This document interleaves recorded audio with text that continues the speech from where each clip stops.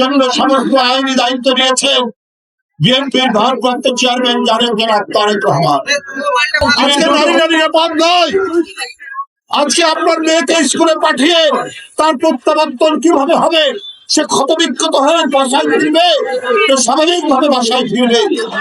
দর্শককে অতি সত্বর এটার চূড়ান্ত শাস্তি নিশ্চিত করা হতো। ইউনিয়নে, ওয়ার্ডে, থানায়, সেখানে আপনার প্রশাসনের কর্তৃত্ব প্রয়োগ হচ্ছে না কেন? বিচারটা ফাঁসি হলে মানে সেটা ফাঁসিটা খুব দ্রুত করা উচিত, কারণ আমরা চাই না যে কোনো হামলার পর্যন্ত অপেক্ষা করব।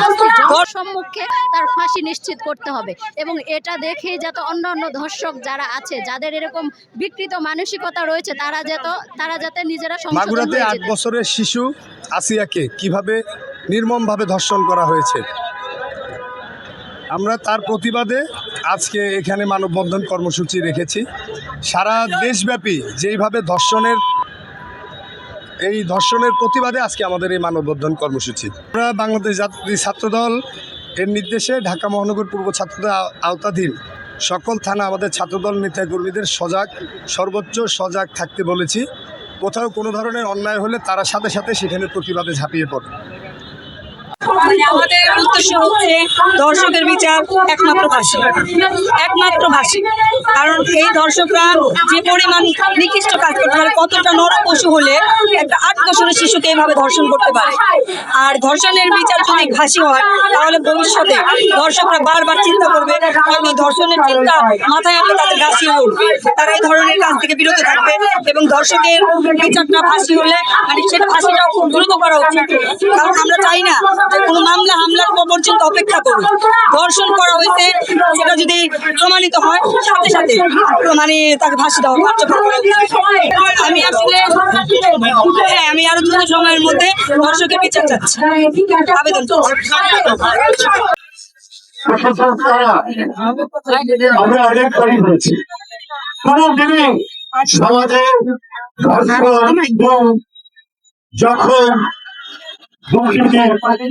প্রসার ঘটবে না যদি না আপনার প্রশাসন ঠিক হয়। যদি প্রশাসন ঠিক থাকতো তাহলে এমপি হতো না। আজকে তো আমরা অনেকেই বঞ্চিত ছিলাম শেখ হাসিনার আমলে, অনেকের বঞ্চনা ঘুষিয়েছে, অনেকে প্রমোশন পেয়েছেন, ডাবল প্রমোশন পেয়েছেন। তো আপনাদের প্রতি যে খোঁজ ছিল সে খোঁজ থাকার কথা নয়। তাহলে তৃণমূলে, ইউনিয়নে, ওয়ার্ডে, থানায়, সেখানে আপনার প্রশাসনের কর্তৃত্ব প্রয়োগ হচ্ছে না কেন? এটা তো একটা বড় প্রশ্ন এবং এর দায়িত্ব তবে অন্তর্বর্তীকালীন সরকারের। অন্তর্বর্তীকালীন সরকার আমরা যদি কোনো অভিযোগ করি, এটা কেমন হলে ব্যক্তিগত ভাবে নয়, ব্যক্তিগত ভাবে নিয়ে কোন ক্ষেত্রে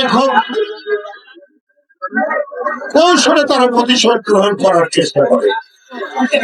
কিন্তু প্রকারান্তরে কি হচ্ছে? প্রকারান্তরে হচ্ছে আজকে ধর্ষণের পরিমাণ বেড়ে গেছে। আজকে নারীরা নিরাপদ নয়। আজকে আপনার মেয়েকে স্কুলে পাঠিয়ে তার প্রত্যাবর্তন কিভাবে হবে? সে ক্ষতবিক্ষত হয়ে বাসায় ফিরবে, স্বাভাবিক ভাবে বাসায় ফিরবে, তার কোনো নিরাপত্তা নেই। বন্ধুরা আমার, আসিয়ার জন্য সমস্ত আইনি দায়িত্ব নিয়েছেন বিএনপির ভারপ্রাপ্ত চেয়ারম্যান জনাব তারেক রহমান। তিনি দ্রুত গতিতে বিএনপির নারী নেতৃত্বকে তার বাসায় পাঠিয়েছেন, হাসপাতালে পাঠিয়েছেন, হাসপাতালে পাঠিয়েছেন। সবাই ছুটে গিয়েছে এবং তার আইনি দায়িত্ব নিয়েছেন স্বয়ং ভারপ্রাপ্ত চেয়ারম্যান। বন্ধুরা আমার কথা হলো, সরকারের প্রতি আপনার পুলিশ বাহিনী আছে। যখন ঘটনা ঘটে আমরা কি করব? আমরা দেখছি অপরাধীদের ছাড় দেওয়া হবে না।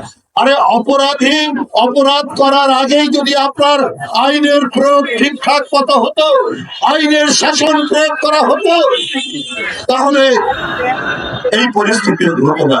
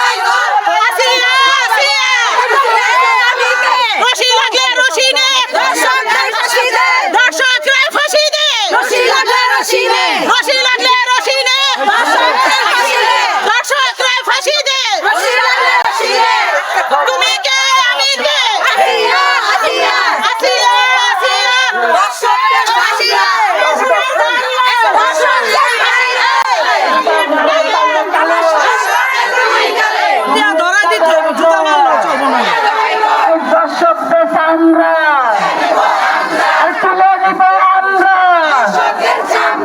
একটা দুটা দশক আর পয়লা পয়লা জবাই কর দর্শকদের দুই কালে আর জুতা মারো তালে তালে একটা দুটা দশক আর তুমি কে আমি কে এই তুমি কে আমি কে এই তুমি কে আসলে এটার পেছনে মূল ব্যর্থতা হচ্ছে আমাদের বিচারহীনতার সংস্কৃতি।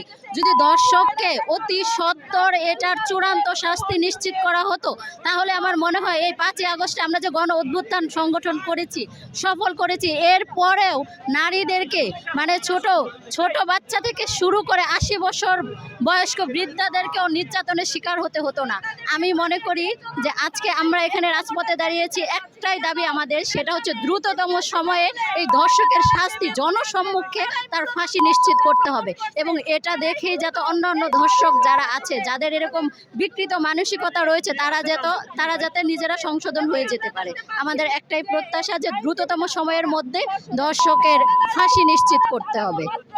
এই যে দেখুন, আমরা আজকে এখানে দাঁড়িয়েছি মূলত যে সাধারণ ছাত্রছাত্রী, আমরা সাধারণ ছাত্রছাত্রী হিসেবে আমরা যে এই যে আমাদের যত সব কিছু সবার মা বোনদের সবার পক্ষ হয়ে আমরা দাঁড়িয়েছি, যেখানে আপনি দেখবেন যে ছোট বাচ্চা থেকে শুরু করে 80 বছর বয়সের বৃদ্ধা পর্যন্ত ধর্ষণের শিকার হচ্ছে।